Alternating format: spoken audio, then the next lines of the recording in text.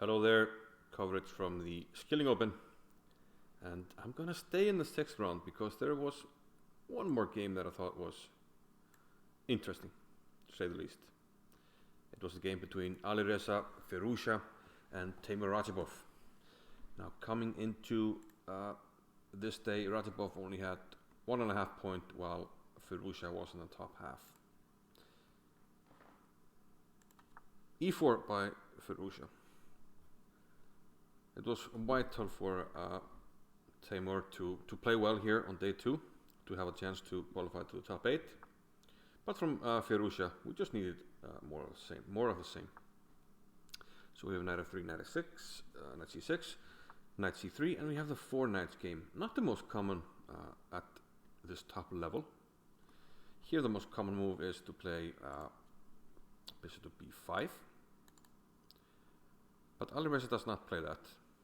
There is an interesting waiting move here, which is to play a3. And the idea is that you can now transpose into various things if there's no more bishop b4 for black, and if you play something like this, which would be the Scotch, you have some lines where you could use the b4 square. Also, even if you went for the Halloween with colors reversed, this can be an important move to take this square away. So people have experimented with waiting moves here, and Alireza goes h3, which has been played, but definitely not the most common move. So h3 here by Alireza. And now we basically have, well, Radjabov trying to play as if he's white. Bishop b5 is the most common move with white, so bishop b4 is what Radjabov played. And this line does exist with colors reversed, d6, and now knight e2.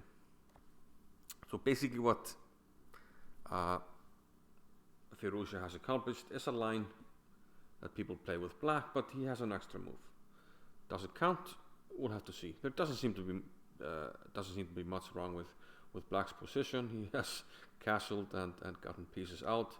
And meanwhile, this piece looks a little odd, doesn't it? Let's see what happened. Rook e8 here by Radjabov, c3. And, well, if we can next move play bishop c2 and then d4, then maybe white's opening makes sense. But Radjabov plays some powerful chess here. He does not allow him the chance to play bishop c2 and build up this strong center. He plays d5, immediately striking back. Now if you take here, you will double the pawn, so it's going to be worth it when I take this and win one piece back. So Alireza takes on d5, but queen takes d5, hitting the bishop. Bishop moves, and still not moving the bishop. More power chess by Radjabov, e4. And now if you take this, it's not going to be worth it because the king side will be opened up. So the knight moves back, knight to e1. And now finally the bishop moves, bishop to d6. And now we have a dangerous diagonal. This is maybe even a threat. So Alireza plays d4, trying to, well, take away the e5 score and get something for his bishop here finally. En passant by Radjabov, takes the pawn, knight takes d3, trying to improve this knight. And now Radjabov comes out with bishop to f5. Final piece out, and he's ready to bring both the rooks to the open file. So looks like black has absolutely no problems here. He has great piece activity, and perhaps he's even better here. Well, probably just is better. Knight e to f4, queen to c4.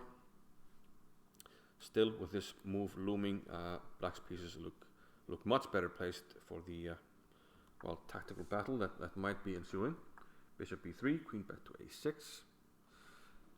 And now I guess Alireza wasn't quite happy with this move simply coming, so he wanted to clear out some pieces here, played knight b4, and after this move, queen to f3, sorry. Now what he had in mind was probably, after this, which Radjabov played, now white is down a pawn. If you don't do anything here, you just down a pawn for nothing, and black has excellent pieces.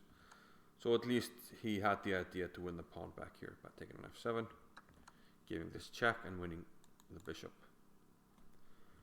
But after bishop e6, it turns out, and one of the nicest variations I've seen in a while. If you take this bishop, black has some good moves, but find the most spectacular way for black to finish out the game here. Pause the video if you have to. This is worth it, trust me.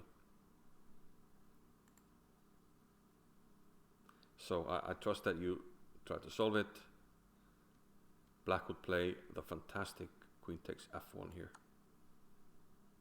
Okay, if you don't want to get mated, you go here, but you're down a rook. Game is completely lost. So you take the queen and you ask, okay, what's going on here? Rook d1. I can't escape with the king here, right? And he can't win any material with discover check, can he? And I'm attacking the rook.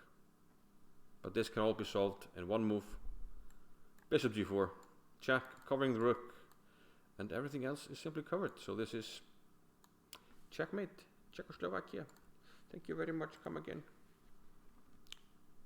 Absolutely fantastic mate, great variation. So maybe something along these lines is what Alireza missed. Maybe, of course, well, maybe at this stage he must have seen it because he took on e6. Rook takes e6. And yeah, the game only lasted 2 more moves. Unfortunately, the queen takes f1 variation is still on. If you take, we can still take this rook here. And well, now you have a choice. Tell me in the comments, which is more aesthetic? Do you want to double the rooks when you checkmate, or do you want to take like this? I think I know which one is prettier, but I would like to hear from you. But this didn't happen. Alireza saw this, well, at this stage, but not before he went into the variation, giving up the piece. And after bishop e7, he's simply down a piece here. No compensation, so he resigned the game. If we look at the score, the cap score, obviously an excellent mark for Radjabov, 99.4. He played an almost perfect game. No inaccuracies, and just took advantage of what was offered by Alireza. Not his best day, 61.3. Experimented a bit in the opening, and it looks like it went wrong, and the power chess displayed by Radjabov was simply too much for him in this game. So good win by Radjabov, who now has a fighting chance to move up the table. Let's see.